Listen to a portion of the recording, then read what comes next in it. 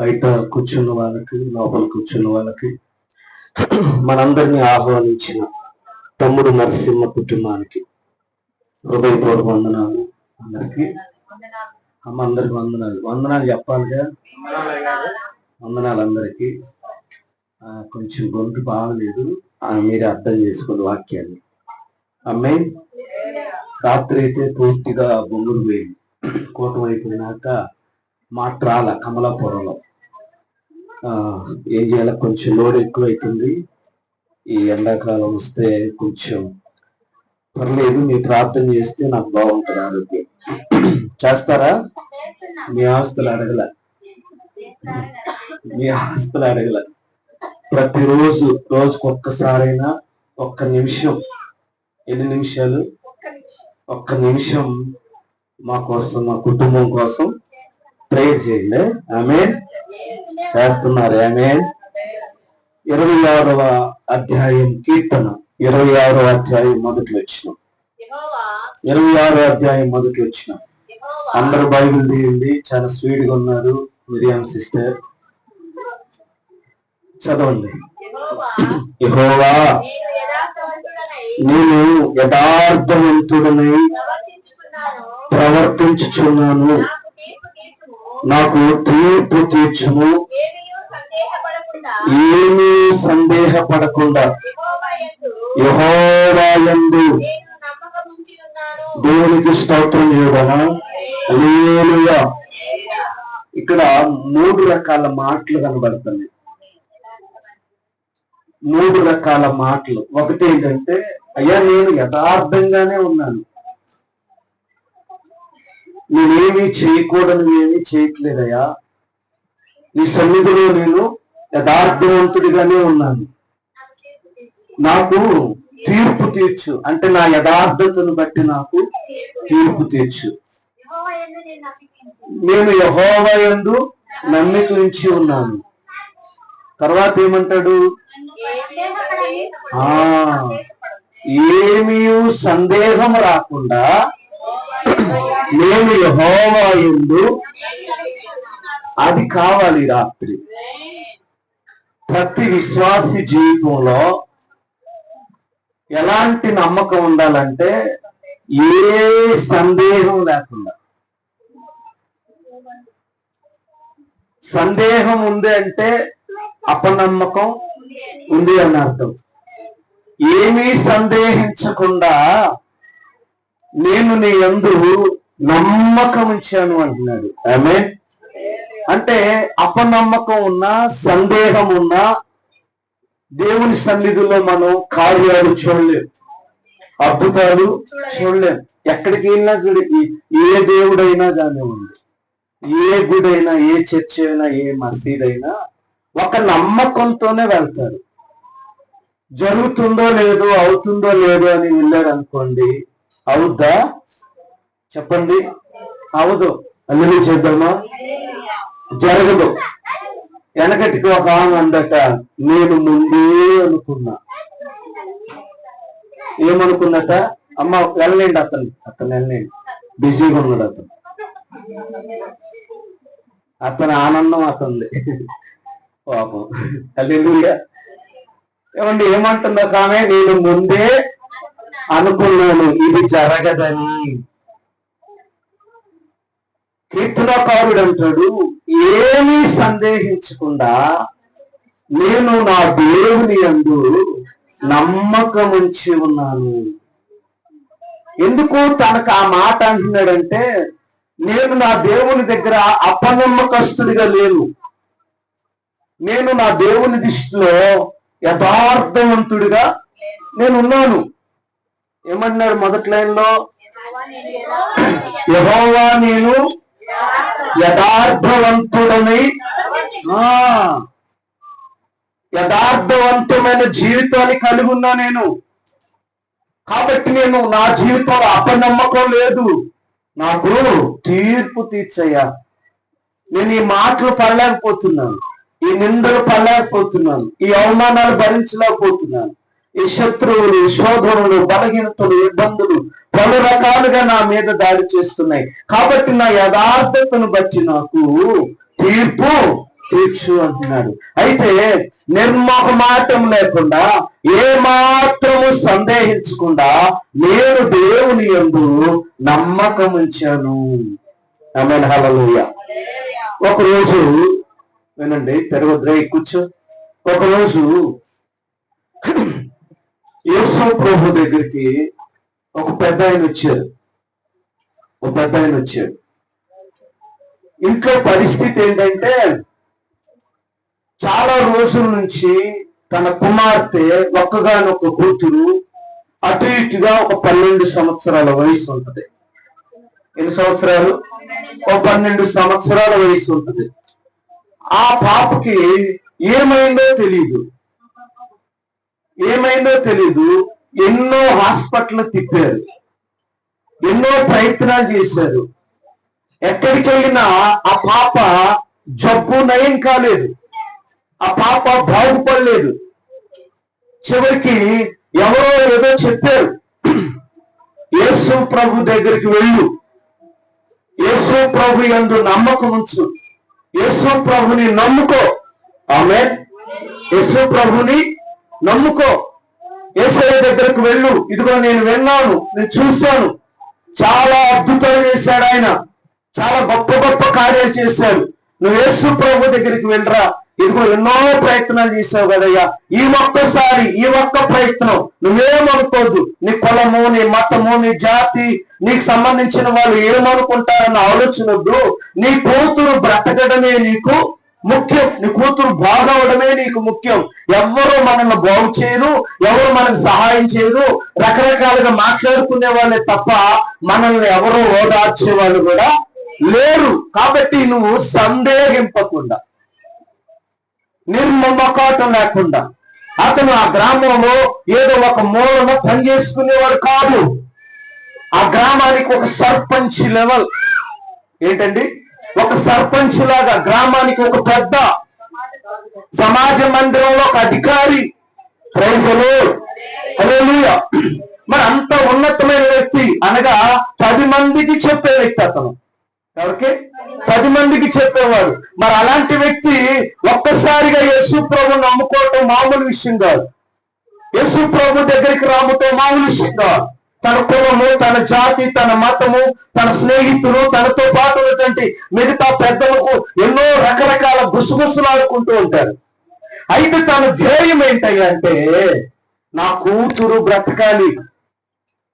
నేను ఎన్నో ప్రయత్నాలు చేశాను, నాకు చేతనైన మట్టుకు తిరిగాను. ఏ హాస్పిటల్ అంటే హాస్పిటల్కి వెళ్ళాను.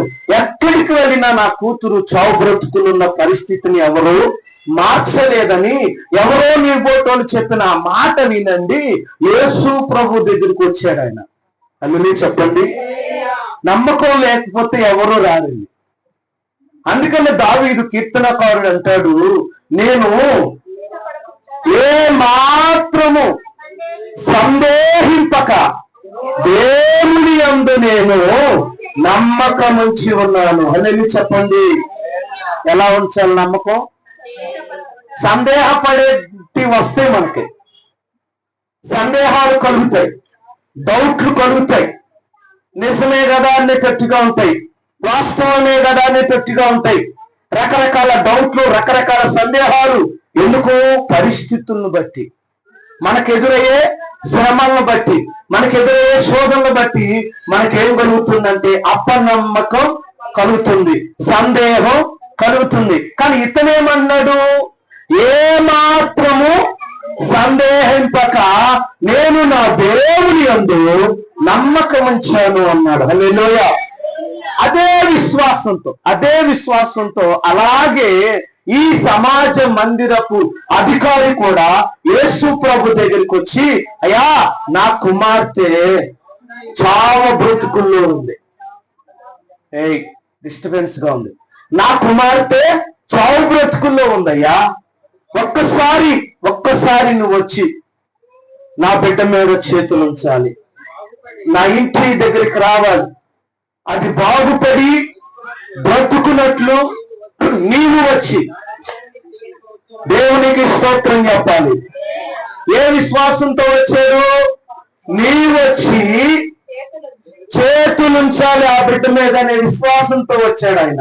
హల్లెలూయా. మొత్తానికి యేసు ప్రభు దగ్గరకు వచ్చాడండి. యేసు ప్రభు సరే వెళ్దాం మీ ఇంటికని బయలుదేరి వస్తా ఉన్నాడు. ఈలోపు ఇంకా కొంతమంది రోగులు, బైబిల్లో మనం చదివితే దయ్యాలు పట్టిన వారు, సైతాను చేత పీడించబడేవారు, పలు రకాల రోగులు యేసు ప్రభు దగ్గరికి వచ్చి బాగు చేసుకుని వెళ్ళేవారట. అలాగ వస్తా ఉంటే ఈలోపు మరొక స్త్రీ వచ్చి పడింది ఆయన దగ్గర. ఆమె కూడా 12 సంవత్సరాల ఎక్స్పీరియన్స్ ఉంది ఆమెకి. విశ్వాస జీవితంలో కాదులేదు,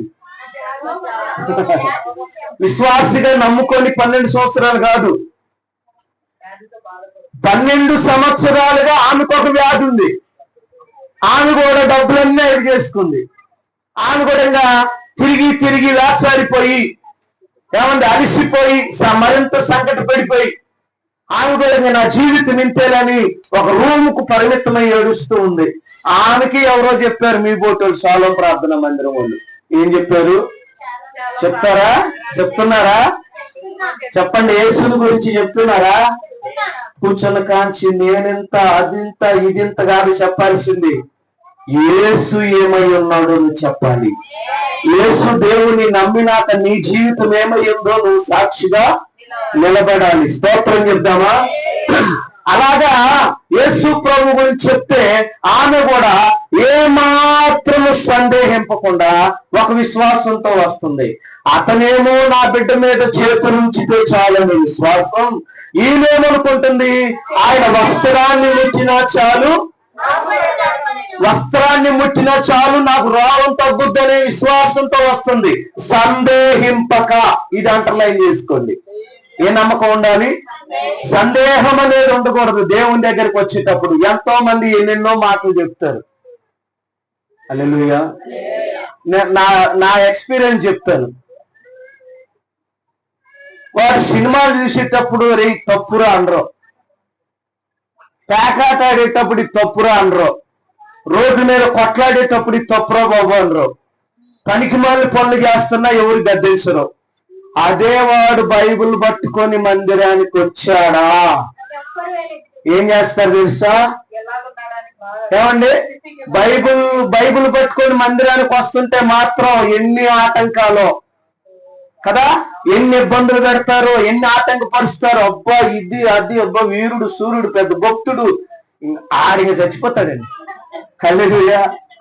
నేను తమ్ముడు గురించి చెప్పట్లా, క్యాజువల్ గా చెప్తున్నా. లోకానుసారంగా ఎలా పడితే అలా తిరిగినా ఎవడు పట్టించుకోడు. వాడు బాగుపడే మార్గంలో నడిచేటప్పుడు మాత్రమే ఆటంకాలు. అందుకంటాడు మేలైన మార్గం ఏదో తెలుసుకొని దానిలో నడుచుకోండి. దేవునికి స్తోత్రం కదా. మేలైన మార్గం ఏదట? నేనే మార్గం, సత్యమును జీవమునై ఉన్నానని ప్రభువు యేసుక్రీస్తు తన నోట పలికాడు. దేవునికి స్తోత్రం. ఆ మేలైన మార్గంలో నడవటానికి ప్రయత్నాలు చేస్తున్నప్పుడు వచ్చే ఆటంకాలు మామూలు ఆటంకాలు. అందుకంటాడు సందేహింపక. ఎన్నో చెప్తారండి, ఎన్నో మాట్లాడతారండి. నీ గురి గమ్యము యేసయ్య వైపే ఉండాలి. ఏమై ఉండాలి? నీ గురి గమ్యము యేసయ్య వైపే ఉండాలి. చూడండి, ఇక్కడ అతను ఎవరో చెప్పిన ఒక మాటను పట్టుకుని ప్రభు దగ్గరకు వచ్చి తన సమస్య అంతా చెప్పాడు. ప్రభు అన్నాడు, వెళ్దాం, నువ్వేం భయపడొద్దు నాయన, నా దగ్గరకు వచ్చావు, నేను చెప్తున్నాను, నా యొద్దకు వచ్చిన వారిని నేనెంత మాత్రము త్రోసివేయను. నా యొద్దకు వచ్చిన వారిని ఆదరిస్తానే తప్ప త్రోసివేసే దేవుడను కాను. హల్లెలూయా చెప్దామా? ఎందుకంటే మించిన బలవంతుల చేతిలో నుండి తప్పించగలిగిన సామర్థ్యము కలిగిన దేవుడు ఆయన. హల్లెలూయా. కాబట్టి యాయిరు తన బాధ చెప్పుకుంటూ ఉన్నాడు. ఈలోగా చాలా ఆలస్యం అయిపోయిందండి, చాలా ఆలస్యం అయిపోయింది. పొద్దున అనుకున్నాం, సాయంత్రం అయిపోయింది. ఈలోపు అధికారి ఇంటికాంచి కొంతమంది పరిగెత్తుకుంటూ గస పెడుతూ వచ్చారు. అయ్యా, నీ కూతురు చనిపోయింది, నీ కూతురు చనిపోయింది. ఇక నువ్వు ఆ బోధకుడిని యేసు ప్రభుని శ్రమ పెట్టొద్దు, ఇంకా ఆయనతో మనకు పొందేడు, నువ్వు వచ్చి దాన సంస్కారాలు, ఆ యొక్క బరియల కార్యక్రమం, ఆ పాడే కార్యక్రమం చూసుకుందూరా అని అతనికి చెప్పారండి. హల్లెలూయా. అబద్ధమా అది? చెప్పండి. కూతురు చనిపోవడం అబద్ధమా? చావు బ్రతుకుల్లో ఉండడం అబద్ధమా? కాదు. చావు బ్రతుకుల్లో ఉన్నది వాస్తవమే, కుమార్తె చనిపోవడము వాస్తవమే. అయినా కూడా యేసు ప్రభునే అంటి పెట్టుకుని ఉన్నాడు. ఎక్కడున్నాడు? యేసు ప్రభునే అంటి పెట్టుకుని ఉన్నాడు. ఆ వచ్చిన వాళ్ళు తల బాదుకుంటున్నారు. ఎన్ని చెప్పినా అర్థం కాదు. కూతురు సరిపోయిందిరో బాబు అంటే ఇంకా యేసు ప్రభు స్తోత్రం అంటాడేంటి? చాలా మంది అలాగే ఉన్నారు, అవునా కదా? శ్రమలున్నా, కష్టాలున్నా, శోధనలున్నా బయటికి నవ్వుతూనే ఉంటారు. అది నచ్చదు కొంతమందికి. అల్లుని చెప్పండి. అందుకే భక్తులు అంటారు, కష్టాలు ఎదురైనా నా యాత్రను నష్టాలను శృతి చేయించు. కష్టాలు ఎదురైనా నా యాత్రను సాగించు, నష్టాలను శృతి చేయించు. నీలున్న స్థితిలోనే సంతృప్తిని కలిగించు. ఏమున్నా లేకున్నా నీ కొరకే. హల్లెలూయా. చాలా మంది కలబాదుకున్నారు వచ్చిన వాళ్ళు. అరే కూతురు చనిపోయిందన్నా కూడా ఇంకా భక్తి, ఇంకా ప్రార్థన, ఇంకా యేసు ప్రభు అంటావేంద్ర బాబు నువ్వు.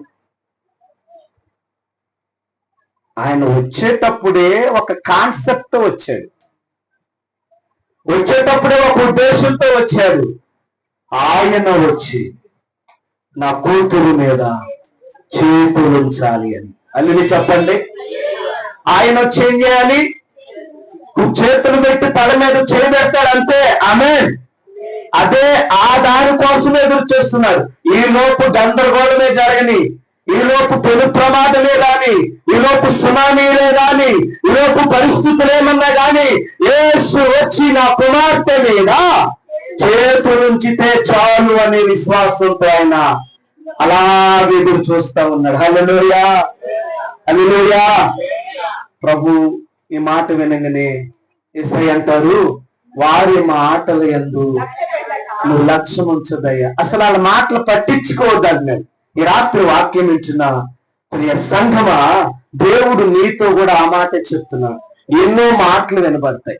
ఎదిగేటప్పుడు, బలపడేటప్పుడు, దేవుని కొరకు బ్రతికేటప్పుడు ఎన్నో నిందలు, అవమానాలు, ఎన్నో మాటలు మనం పడాలి. అలాంటి వారికి దేవుడి రాత్రి చెప్తున్నాడు, వారి మాటల యందు లక్ష్యం ఉంచొద్దు, ఆలోచన చేయద్దు వాళ్ళ మాటలు నువ్వు. అయితే ఆయన అంటాడు, నాకు అపనమ్మకము కలుగకుండా సహాయించి. అల్లు చెప్దామా? ఏం కోరుకుంటున్నాడు? కొన్నిసార్లు మనకు వ్యతిరేకమైన పరిస్థితులు ఏర్పడతాయి. మనం ఊహించని శ్రమలు మన జీవితంలోకి వస్తాయి. మనం అనుకోని సంఘటనలు మన జీవితంలోకి వస్తాయి. అప్పుడు మనం చేయవలసిన ప్రార్థన ఏంటంటే, అయ్యా అపనమ్మకము కలుగకుండా నాకు సహాయించి.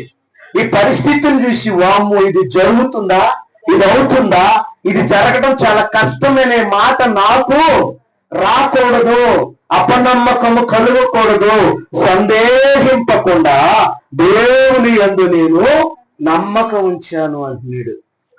యాయీరు అమ్మా విన్నారా? ఈ అధికారి మీలాగా నాలాగా రోజు ప్రార్థన చేసుకునేవాడు కాదండి. చేసుకుంటాడా? వెళ్ళాడా మందిరానికి? చూశారా మీరు ఎప్పుడైనా? రోజు ప్రార్థన చేసుకున్నాడు కాదు, రోజు చర్చికి వెళ్ళే అతను కాదు. ఎవరో చెప్పారు, యేసు ప్రభు దగ్గరికి వెళ్ళు, నీ సమస్య క్లియర్ అవుతుంది, నీ కుమార్తె బాగుపడుతుంది, నీ కుమార్తె బ్రతుకుతుందని. అదే విశ్వాసంతో వచ్చాడు. ఆయన పెట్టుకున్న విశ్వాసం ఏంటి? అయ్యా నువ్వు వచ్చి నా కుమార్తె మీద చేతులు పెట్టయ్యా. తర్వాత ఏమన్నా కానీ ఆమెన్. ఆ విశ్వాసం చెదిరిపోలేదు. ఆ విశ్వాసాన్ని ఎవరు కదిలించలేకపోయారు. ఆ నమ్మకాన్ని ఎవరు కదిలించలేకపోయారు. అయితే ఆ విశ్వాసాన్ని, ఆ నమ్మకాన్ని కదిలించే పరిస్థితులు మనకు ఏర్పడతాయి. అప్పుడే మనం స్ట్రాంగ్ గా ఉండాలి. దినవృత్తాంతాల గ్రంథం రెండవ దినవృత్తాంతాల గ్రంథం 15వ అధ్యాయం 7వ వచనం అనుకుంటా, కాగా మీరు బలహీనులు కాక ధైర్యం వహించండి, మీ కార్యము సఫలమగును అంటాడు. కాగా అనే మాట ఆ పైనండి కొంతమంది శ్రమంలోకి వెళ్ళిపోయారు, కష్టాల్లోకి వెళ్ళిపోయారు, శోధనలోకి వెళ్ళిపోయారు. ఊహించని పెను ప్రమాదాలు వారి జీవితాల్లో కలుగుతుంటే మీరు వాళ్ళ వైపు చూడొద్దు. నీ పొరుగు వారి పరిస్థితులు నీకొద్దు, నీ ఇరుగు పొరుగు వాళ్ళ పరిస్థితులు నీకొద్దు. నువ్వు వాళ్ళ వైపు చూడొద్దు, నా వైపు చూస్తున్నావు గనక నేను చెప్తున్నాను, మీరు బలహీనులు కావద్దు. బలహీనులు కావద్దు. యేసు చేయగలడు, యేసు దేవుడని, యేసు ప్రభు అని, యేసు ప్రభు అద్భుతాలు చేయగలడని, యేసు ప్రభు బ్రతుకు జీవితాన్ని మార్చగలడని, బ్రతుకు రాతలను మార్చగలడని, తలరాతలను మార్చగలడని, కన్నీళ్లు తొలవగలడని, జీవితాన్ని మార్చగలడని, పాపిని పరిశుద్ధుడిగా మార్చగలడని నమ్మి వచ్చాము. కాబట్టి బలహీనులు కావద్దు. బలహీనమయ్యే పరిస్థితులున్నాయి, కలవరపెట్టే పరిస్థితులున్నాయి, భయపెట్టే పరిస్థితులున్నాయి ఈరోజు కుటుంబంలో, సంఘంలో. అయితే కాగా మీరు బలహీనులు కావద్దు, ధైర్యం వహించండి, మీ కార్యము సఫలమవుతుంది. ఈ మాట చెప్పిన వెంటనే నిజంగా నువ్వో నేను అయినా కూడా ఇంత వాక్యం వింటున్నా, ఇంత ప్రార్థన చేస్తున్నా, బైబిల్ చదువుతున్నా వెంటనే వెళ్ళిపోయేవాళ్ళు యేసు ప్రభువు మీద అలిగి. ఎందుకు అలుగుతాను చెప్పండి? వచ్చింది ఎవరు? First priority. మీరు అడగట్లే, పాట ఇలా మేము ముందు వచ్చి కూర్చున్నా మాకు ఇట్లా మూతి ఇటు పోతుంది, పచ్చివాత వచ్చిన వాళ్ళకి వచ్చినట్టుగా ఇటు పోతుంది. ఏంటి మూతండి ఇటు పోతుంది, అట్టన మాకు అట్నే పోయింది. మరి హల్లెలూయా. పచ్చివాతం వచ్చిన వాళ్ళకి వస్తుంది, ఎందుకంటే అతను అలగాలి. ఎందుకు? ముందొచ్చి చెప్పింది ఎవరో? అతనే. ఈలోపు చాలా మంది వచ్చి వారిని బాగు చేశారు. ఈలోపు కూతురు ఏమైంది? మరి అలగలేదే, గొంగమూతి పెట్టలేదే, హట్టు దోశ చపాతీ కాలేదే. హల్లెలూయా. అలాగే ఉన్నాడండి. చెదరని విశ్వాసం కావాలి, స్థిరమైన విశ్వాసం కావాలి, సందేహింపని విశ్వాసం కావాలి. రాత్రి నువ్వు సందేహించావా? చెప్పుడు మాటలు విన్నావా? వాళ్ళని వీళ్ళని బట్టి భక్తి చేస్తున్నావా? వాళ్ళు సరిగ్గా లేరు, వీళ్ళు సరిగ్గా లేరని జీవము కలిగిన యేసు ప్రభువు దగ్గరికి వచ్చే విషయంలో సందేహపడ్డావా? జాగ్రత్త ప్రియనందన బిడ్డారా. మనుషులను బట్టి రావద్దు మందిరానికి, మనుషులను బట్టి దేవుడి వైపు చూడొద్దు. దేవుడు ఏమై ఉన్నాడు ఆయన వైపు మనం చూడాలి. ఆయన మహామహిమతో నిండి ఉన్న దేవుడు. అందుకే భక్తులు అంటాడు, మహామహిమతో కృపా సత్య సంపూర్ణుడా ఇశ్రాయేలు ఆసీనుడా యేసయ్యా, నాస్తికుల సింహాసనం నీకోసమే యేసయ్యా, కృపా సత్య. మొత్తానికి కూతురు చనిపోయిందని చెప్పినా కూడా యేసు ప్రభు దగ్గర ఆడుకొని ఉన్నాడు. సాయంత్రం అయిపోయింది, యేసు ప్రభును తన ఇంటికి తీసుకుని వెళ్ళాడు. వెళ్ళేసరికి ఏం జరుగుతుంది ఆ ఊర్లో? అమ్మా, ఏం జరుగుతుంది ఆ ఊర్లో? ఆ ఇంటికాడ ఎట్టుంది పరిస్థితి? ఇప్పుడు మీరందరూ ఎలాగున్నారో అలాగే ఉంది. ఏడ్చేవాళ్ళు ఏడుస్తున్నారు, ప్రలాపించేవాళ్ళు ప్రలాపించుతున్నారు, బోర్లు దేవుడు బోర్లు వస్తున్నారు, డబ్బులు కొట్టేవాడు ఏమండి, గొల్లు చేసేవాళ్ళు గొల్లు చేస్తున్నారు. ఎవరు ఫోన్లో వాళ్ళు ఉన్నారు, ఫోన్లు చేసేవాళ్ళు ఫోన్లు చేస్తున్నారు. అప్పుడు లేవు అనుకోండి, మీకు అర్థం కావటానికి చెప్తున్నాను. హల్లెలూయా. ఎవరు పనిలో వాళ్ళు ఉన్నారు. ఈలోపు యేసు ప్రభు వచ్చాడు. వచ్చి రాగానే ఏమనుకుంటారు తెలుసా? యేసు ప్రభు గురించి తెలియని వాళ్ళు ఎలా పడితే అలా మాట్లాడతారండి. అది వాస్తవం. ఇప్పుడు వచ్చంట ఈయనంట ఇప్పుడు వచ్చి చచ్చిపోయిన దాన్ని లేపుతాడంట. ఓ అబ్బా, నేనెక్కడా చూడలేదు. చచ్చిపోయిన వాళ్ళు ఏడన్నా బతుకుతారా? ఏమండి, చచ్చినోడు ఏడన్నా బతుకుతారు? ఇప్పుడంట ఈయన వచ్చంటే ఏదో చేస్తారంటే ఈ యాయిరుగు తలకనేది ఎవడిచ్చాడు ఏమో సలహా.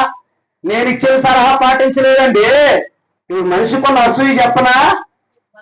మనం చెప్పింది చేయలే, వాళ్ళు ఎవరో చెప్పింది చేసి ఇది మంట. ఆడు బాగుపడ్డా బతుకున్నాడా చచ్చాడు కాదు, నా సలహా పాటించాలంటే. అదే చెప్పండి, ఎస్ఆర్నో ఉన్నారా లేదా? నేను చెప్పింది చేయాలి. అతను బాగుపడ్డా వీడు సంతోషంగా ఉండదు. ఎందుకు? నేను చెప్పింది చేయలే, నా మాట వినలే. అలాగే ఎంతో మంది చెప్పుంటారు, మా మాటలు వినకుండా ఈయన యేసు ప్రభు దగ్గరికి వెళ్ళాడు, ఈ లోపు కూతురు చనిపోయింది, అందుకని ముందే చెప్పా. నేను ముందే చెప్పాను కదా, పెద్ద హాస్పిటల్కి పోమని. పోలా, లేకపోతే అక్కడ తాయితూ పోమని పోలా, లేకపోతే అదిగో ఆ చెట్టు దొండలాగా ఈ వాగు ఆ వాకు బొమ్మన్న పోలా. అని చెప్పండి, మీకు అర్థం కావటానికి. నేను కించపరచట్లేదు, మామూలు చెప్తున్నాను. అక్కడ అందరూ గుసగుసలాడుతున్నారండి, అందరూ సనుక్కుంటారండి. ఇప్పుడు వచ్చి యేసు ప్రభు ఏం చేస్తాడని ఈ రాత్రి నేను చెప్పే మాటను అండర్లైన్ చేసుకో. యేసు ప్రభు అంటున్నాడు, నాకు స్థలం ఇవ్వండి. ఏమంటున్నాడు? యేసు ప్రభు వచ్చేసరికి అక్కడ అందరూ జనాలు గుమ్ముగుడి ఏడుస్తున్నారు. యేసు ప్రభు అన్నాడు, నాకు కొంచెం స్థలం ఇవ్వండి. లోపలికి పోయి మీరెందుకు ఏడుస్తున్నారు? ఈ చిన్నది నిద్రించుచున్నదే గాని దేవునికి స్తోత్రం చెబుదాం. ఈ మాట అనగానే అందరు మొహమోకాలు తీసుకోరా? ఎందుకు అంటే సచ్చినోడికి బతికున్నాడు కూడా తేడా లేకుండానే మేము ఏడుతున్నావా?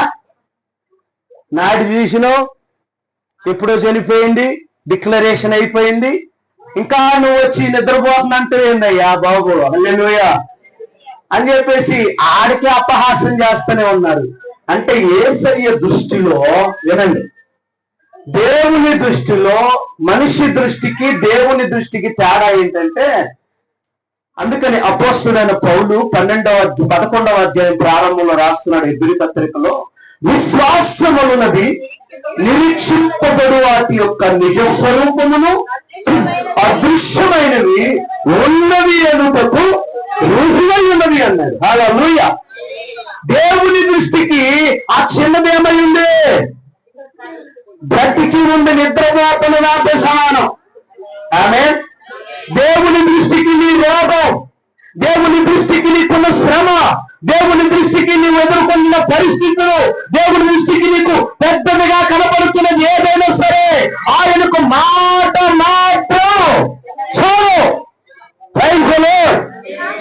అందుకంటే శతాబ్ది పట్టి, అయ్యా నువ్వు మా ఇంటికి రావాల్సిన అర్హత లేదు, నాకు యోగ్యుని కాదు, నువ్వు మాట మాత్రం సెలవిస్తే నా దాసుడు. అది యేసు ప్రభు అంటే. హల్లెలూయా. దేవునికి స్తోత్రం చేద్దాం. వాళ్ళందరూ అంటే చనిపోయిన వాళ్ళకి బ్రతుకున్న వాళ్ళు కూడా తేడా తెలీదా? మేము ఏడుతున్నామా? ఈయన వచ్చి ఇప్పుడు ఈయన ఏడుతున్నారు ఏంటి అంటున్నారు ఏంటని అలాగా కళ్ళు పెద్ద చేసి చూశారు. అయితే వారందరిని వేసే వాళ్ళందరూ లేదు, ఎక్కడి నుంచి పని అని చెప్పి వేసే వాళ్ళందరూ లేపి బయటికి పంపించి ఆ చిన్నదాని తల్లిదండ్రులు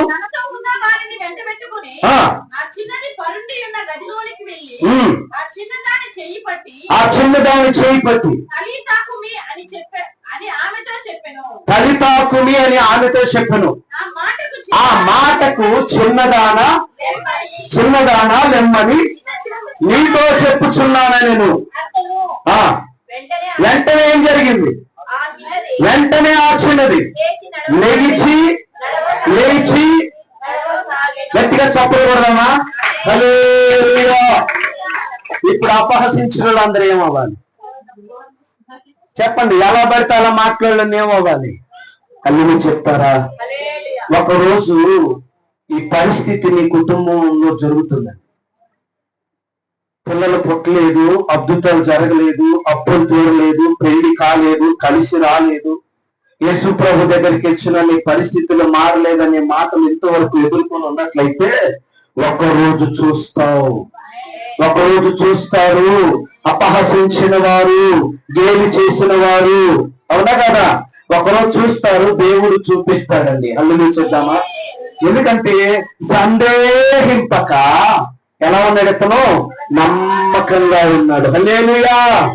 ఇరుగు పొరుగు వాళ్ళకి సందేహాలు ఉన్నాయి, ఇంట్లో వాళ్ళకి సందేహాలు ఉన్నాయి, స్నేహితులకు సందేహాలు ఉన్నాయి, అందరికి అపనమ్మకం ఉంది, కానీ ఇతను ఒక్కడికి మాత్రం నమ్మకం ఉంది.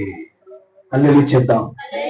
అందరి దృష్టిలో ఏడుస్తున్నారు, చనిపోయిందని పాట తయారు చేస్తున్నారు, కానీ యేసు ప్రభు అంటాడు, చిన్నదానా లేమ్మని చెప్పి ఆ చిన్నదాన్ని లేపి కూర్చోబెట్టాడండి. ఈ రాత్రి పడిపోయినవి లేచే రాత్రి, చలనం లేని వాటికి చలనం వచ్చే రాత్రి, ఈ రాత్రి స్పందన లేని వాటికి స్పందన వచ్చే రాత్రి, ఈ రాత్రి ఏదైతే కుదర్చబడలేదో, ఏదైతే కుటుంబంలో శక్తులు అవ్వలేదో వాటన్నిటిని దేవుడు కదిలించబోతున్నాడు, వాటన్నిటి నుండి దేవుడు లేపబోతున్నాడు, ఆ బంధకాల నుంచి ప్రభు లేపబోతున్నాడు, ఆ పరిస్థితులను ప్రభు మార్చబోతున్నాడు. ఎప్పుడో చెప్పనా?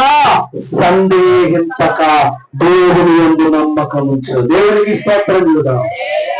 మరొక మాట చదువుదాం, లూకా సువార్త 28వ అధ్యాయం కీర్తన 28:7. 28:7 కీర్తన. యెహోవా నా ఆశ్రయము, నా కేడము, నా హృదయము ఆయన యందు నమ్మకం ఉంచేది కనుక నాకు సహాయము కలిగెను. అల్లు చెప్దామా? ఎక్కడుందంట ఆయనకి నమ్మకం?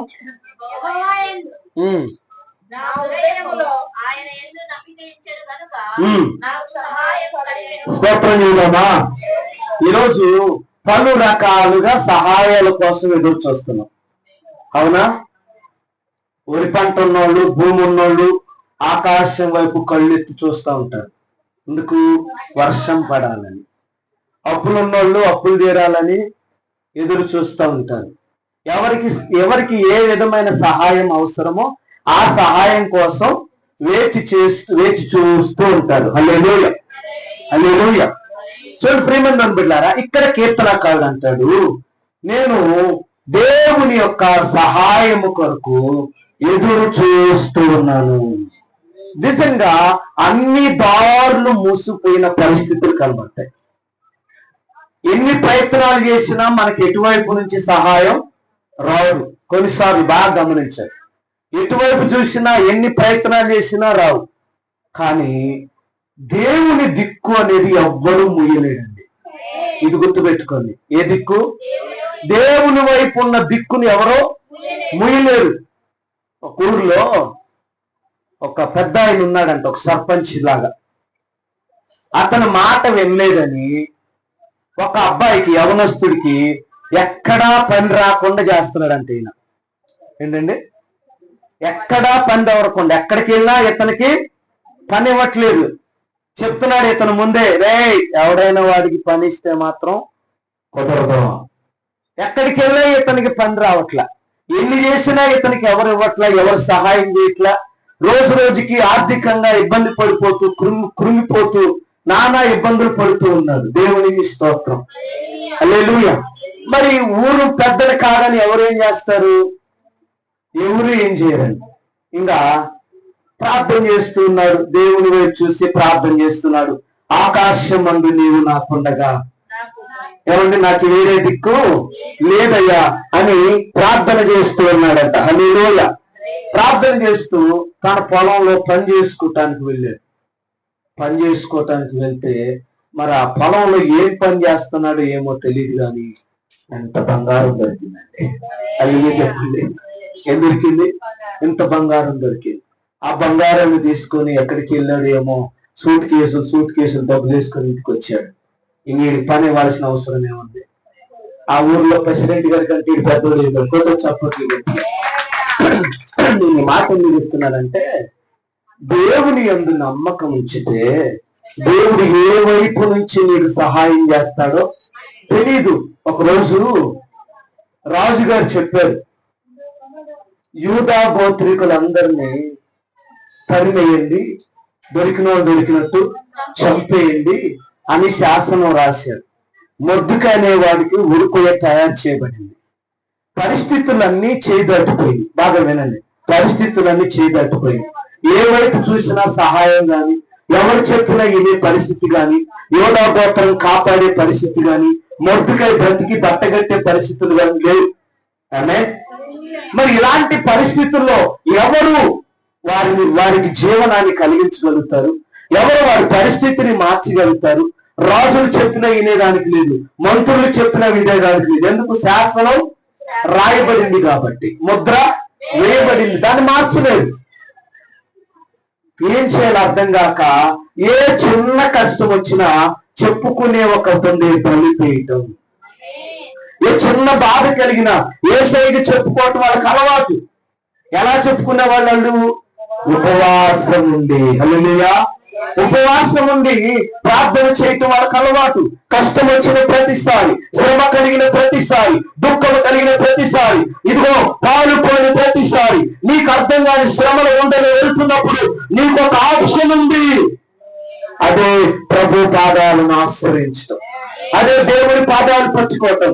మొర్దుకై వచ్చి చెప్తున్నాడు, అయ్యా అమ్మా, నువ్వు రాని అయినంత మాత్రాన్ని ఇప్పుడు మనకు సహాయం రాదమ్మా, మరొక దిక్కు నుండి మనకు సహాయం వస్తుంది. దేవుడికి స్తోత్రం. మీరవా ఇష్టం 4:14 వచ్చినలో ఆ మాట ఉంటుంది, నువ్వు ఈ సమయం అందు ఏమీ మాట్లాడక మౌనముగా ఉన్నాయి కదా, యూదులకు సహాయమును విడుదలను మరి ఒక దిక్కు నుండి వచ్చును. హల్లెలూయా.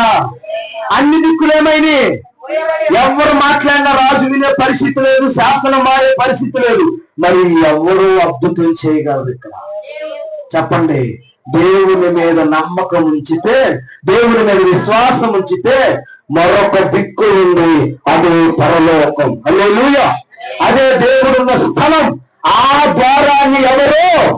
చెప్పండి. నీవు వెలిగించిన దీపము ఆరిపోదులే, వెలిగించిన దీపము నా దీపము యేసయ్యా వెలిగించినాడు. చూడాలిగా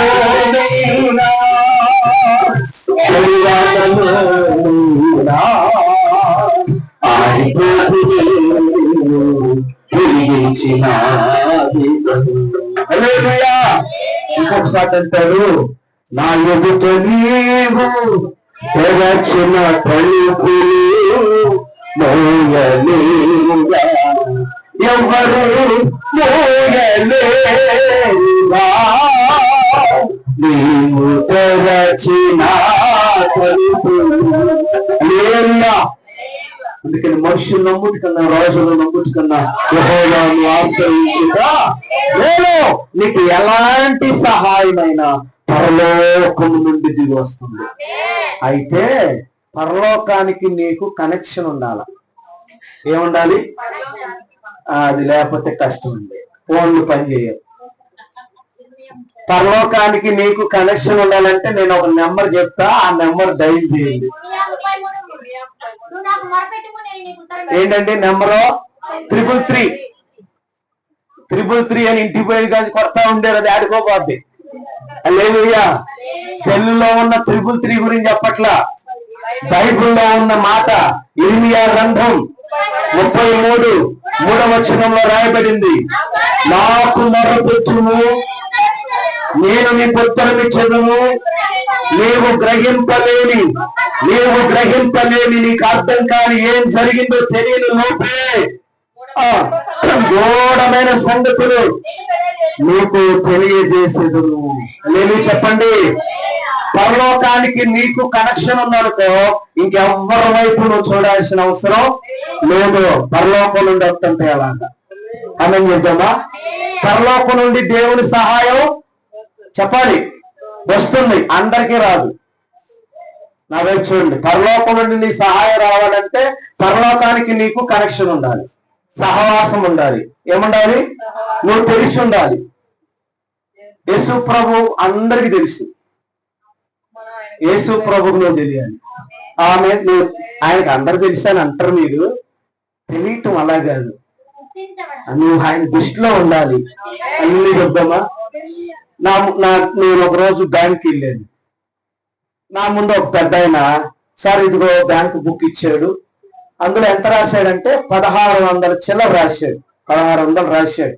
బ్యాంక్ మేనేజరు అంతా చెక్ చేసి చెప్పాడు, అయ్యా నీ అకౌంట్ లో 1600 లేదు, 350 రూపాయలు ఉంది అన్నాడు. లేదు బుక్ లో ఉంది అంటాడు. బుక్ లో ఉందయ్యా, ఇదిగో ఎప్పుడో అప్పుడెప్పుడో స్టేట్మెంట్ తీసుకున్నాను. లేదయ్యా ఎట్ట పోయిందో ఏమో, నీ డబ్బులు ఇందులో, నువ్వు అనుకున్నంత డబ్బులు ఇందులో లేవు. బుక్ ఉన్నంత మాత్రాన, నీ ఫోటో ఉన్నంత మాత్రాన బ్యాంకులో డబ్బులు ఇవ్వరు, నీ డబ్బులు అందులో ఉండాలి. చెప్పండి, అవునా కదండి? మన డబ్బులు అందులో ఉండాలి. ఉంటేనే అప్పుడు బ్యాంక్ అతను ఏం చేస్తాడు, అక్కడున్న చెల్లెమ్మో పెద్దమో తమ్ముడో టకటకని కొడతాడు, ఇచ్చేస్తాడు. నువ్వు ఎంతలా బుక్ చూపించినా, నువ్వు ఎంత గంభీరంగా కనపడ్డా కుదరదు. ఆల్రెడీ నీ అమౌంట్ అందులో ఉండాలి అని నువ్వు చెప్పండి.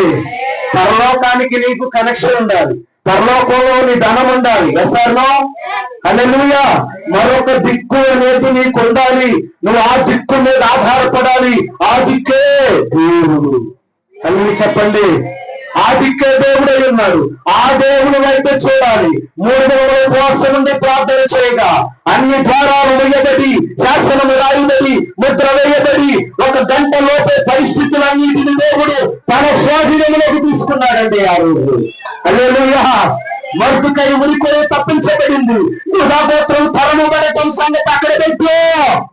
యూదాగోత్రికులు అక్కడ స్థిరపరచబడ్డారండి. అక్కడ దేవునికి స్తోత్రం చెప్పండి. రాజాజ్ఞ మార్చింది నీవేనని అహమును అన్నచి అధికారులను అహమున చేసిన నీకు అసాధ్యమైనది.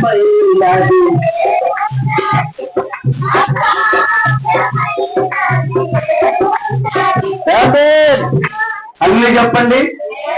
దేవుని యందు నమ్మకం ఉంచిన వారు ఎలా ఉండాలి? యథార్థవంతులై ఉండాలి. రెండవది, దేవుని యందు నమ్మకం ఉంచితే సహాయం వస్తుంది. మూడవది, దేవుని యందు నమ్మకం ఉంచితే ధైర్యంగా ఉంటారండి. చూడండి 56వ కీర్తన, ఇంకొక మాట చదివి నేను ప్రార్థన చేస్తాను, ఆకలి అవుతుంది నాకు కూడా. 56వ కీర్తన 4వ వచనం. దేవుని బట్టి నేను ఆయన వాక్యమును కీర్తించదు, దేవుని యందు నమ్మిక నుంచి ఉన్నాను. కొట్ట చెప్పండి గట్టిగా, గట్టి కొట్టాలి. ఏం చెప్తున్నాడు? మరి మనం ఎందుకు భయపడుతున్నాం? మనం మనుషుల మీద ఉంచాం.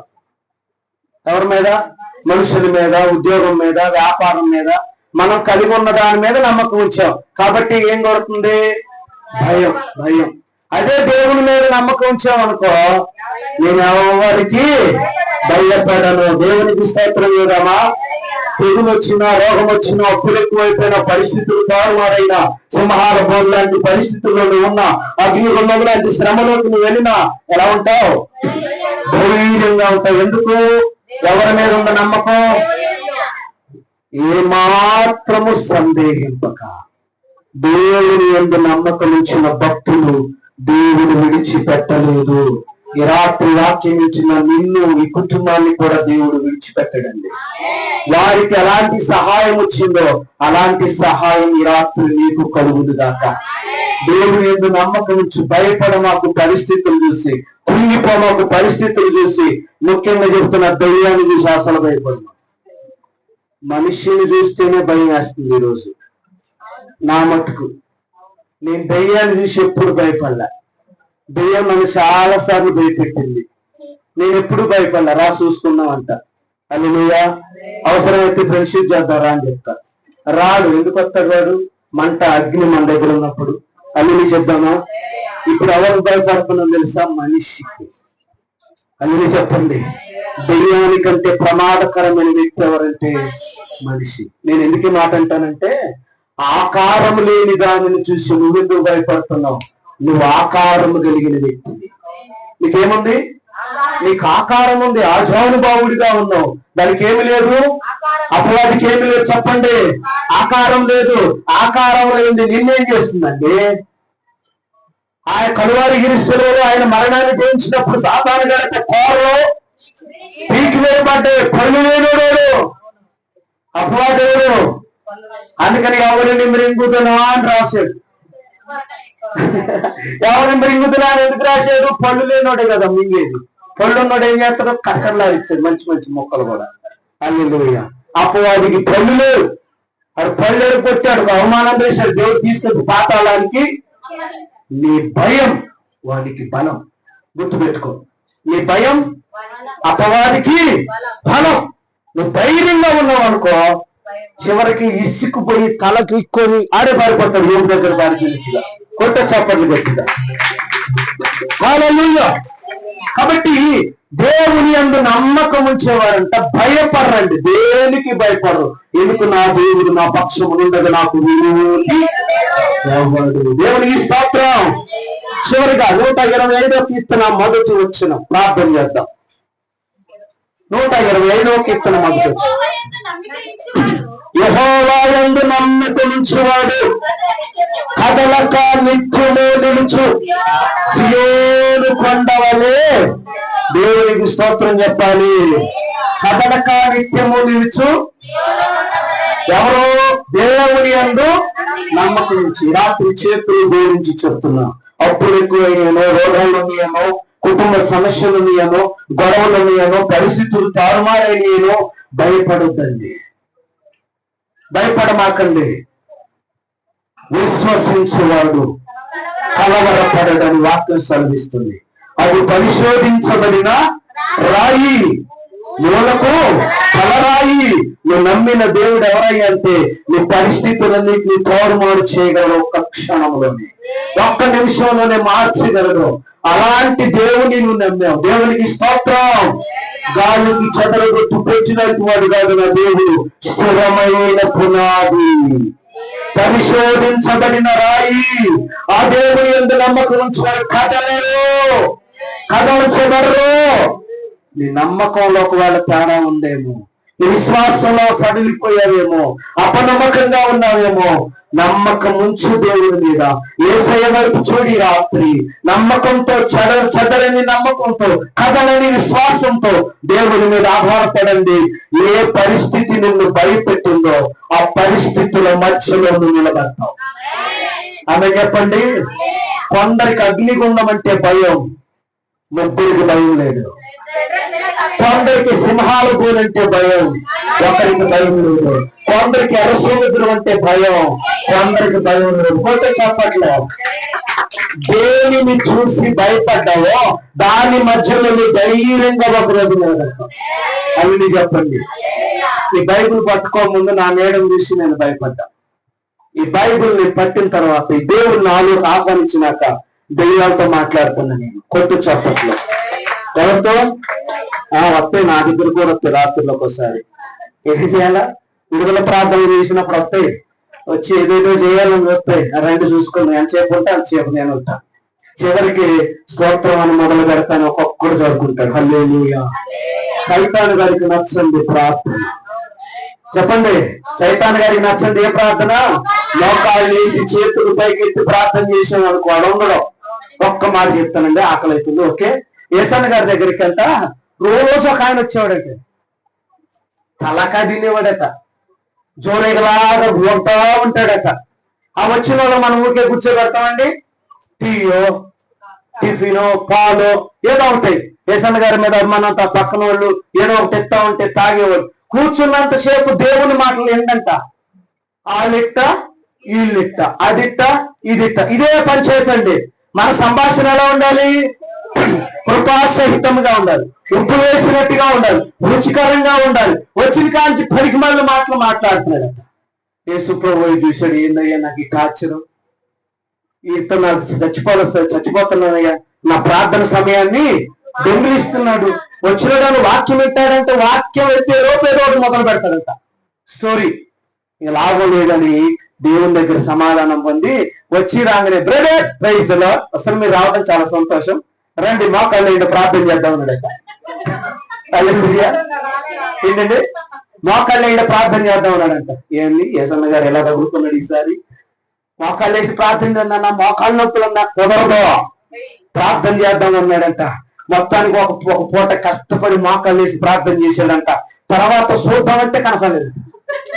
అదేమి చెప్పండి. అపవాది పారిపోవాలంటే మీ ఇంట్లో ప్రార్థన బలిపీఠం ఉండాలి. అపవాది భయపడాలంటే మీ ఇంట్లో వాక్యం ఉండాలి. అపవాది భయపడాలంటే మీ ఇంట్లో ఆరాధన ఉండాలి. నమ్మకంతో ప్రార్థన చేయి. పరిస్థితులన్నిటిని మార్చి దేవుడు తన సంఘములో సజీవ సాక్షిగా మిమ్మల్ని నిలబెట్టినదాకా. ప్రార్థన చేసుకున్నాం, కళ్ళు వేసుకున్నాం, ప్రార్థన చేసుకున్నాం. అన్న బయట చర్చిలో ఉన్న టేబుల్స్ అవన్నీ సిద్ధపరచండి భోజనానికి బ్రదర్స్.